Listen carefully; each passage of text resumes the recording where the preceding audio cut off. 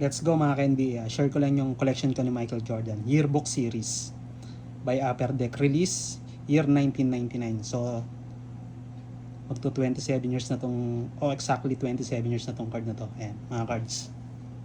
Pakita lang natin. Ayan. From 1973, 1974, baseball player pa lang si Michael Jordan noon. Ayan. Tapos, nag-ship siya sa basketball. Bucks.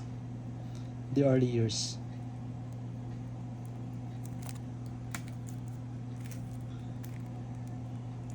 $60 pieces to, nakompleto na natin. Tapos meron pa akong isang collection ito, yung time frame. Meron na akong 51 pieces. Pero ang set niya is 120 pieces. Ito lang yung nakompleto natin. 60 pieces, yearbook series ni Michael Jordan. 1980 to 1981.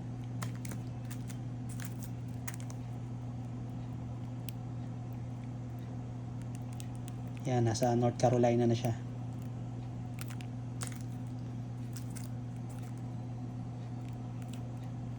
Marami-rami to, 60 pieces.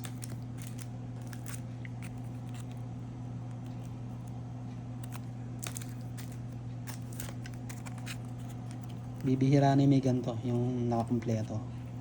On-release naman kasi to complete, kaya lang iba yung split binibenta.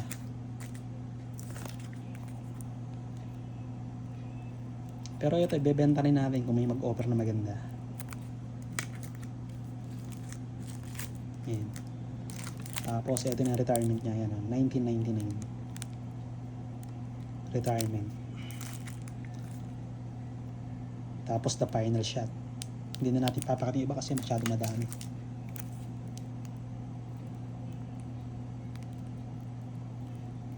The MJ record book.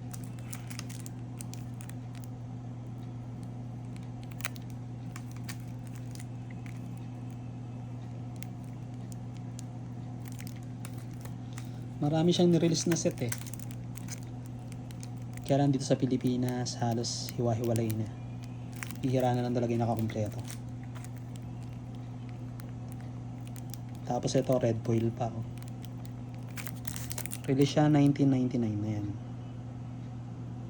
By Upper Deck. Tapos si Upper Deck nag-stop na siya pag gagawa yata ng cards ngayon eh. Pinasa na kay Panini, tapos si Panini nag-stop na, balik na uli kay Topps Chrome. Kay Topps pala.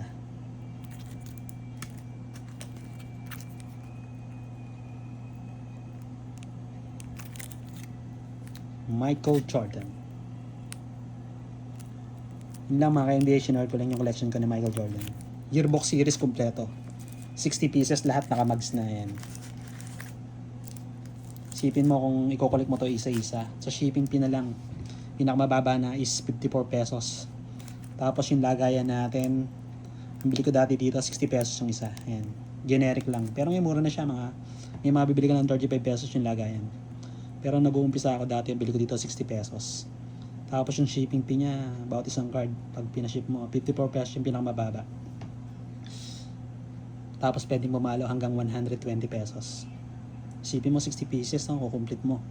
Sa shipping fee pa lang, 54 pesos. Tapos yung lagayan pa.